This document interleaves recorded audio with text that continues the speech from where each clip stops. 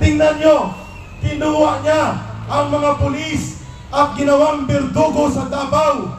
Mabuti sana kung ang deployment nila ay laban sa mga terorista kagaya ng CPP, NPA, NDF at mga abusayap.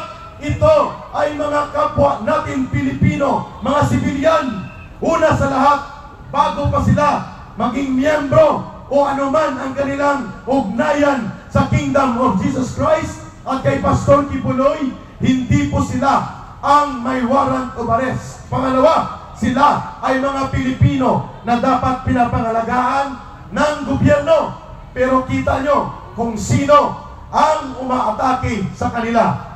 Bakit ganito kadami?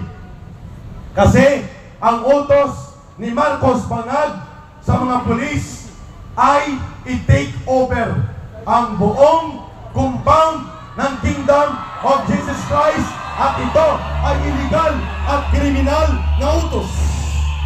Kita nyo, mapapahiya sila dyan kasi wala dyan si Pastor Kibuloy o sino pa man sa hinahanap nila sa warrant of arrest. At kapag hindi po ito makontrol at kalagkarin nila, bugbukin, sisipain, gagapusin at aaristuhin itong mga kapatid at kababayan ating mga Pilipino sa KOJC, pwedeng lumala ang sitwasyon na ito.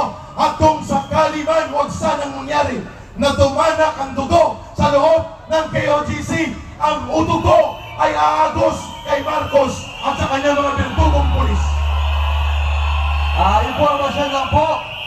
Ang balak po ngayon ng kapulisan ay putulan ng tubig, kuryente at pwersahang paalisin ang mga pamilya na nasa loob ng KOJC compound. Papalayasin po nila ang ating mga magulang, ang mga bata. May mga bagong panganak pa, meron tayong mga lola na walang kalaban-laban. So ang pinaplano ni Tore ay pwersahang pagpapalayas. Sa oras na meron ni isa na manlaban, ay gagamit na po sila ng dahas at poposahan na po. Wala pong edad na pipiliin.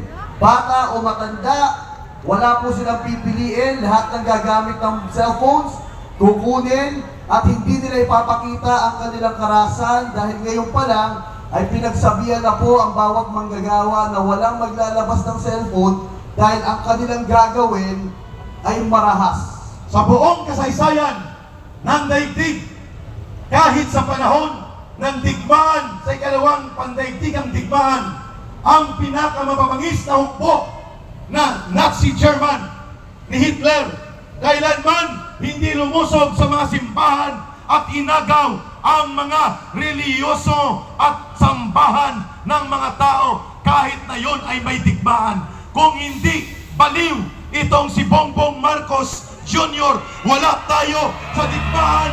Sibilyan ito, inaagaw, dinadahas, sinasaktan at utos kriminal po ito. Kung mayroong dapat agawin ay yon ang Malacanang sapagkat pinupugaran ng demonyo.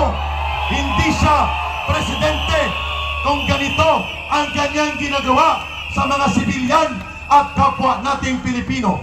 Habang binabantayan natin ang kaganapan, doon mapalad tayo na may abogado na pwedeng manindigan at siya din ay boses ng malinaw na pagsusulong ng mabuting pamamahala at hindi bangag na pamumuno kagaya ng ginagawa ni Marcos Jr. Palakpakan natin sa unang bahagi ang mensahe ng pagpapahayag ni Attorney Glenn Chong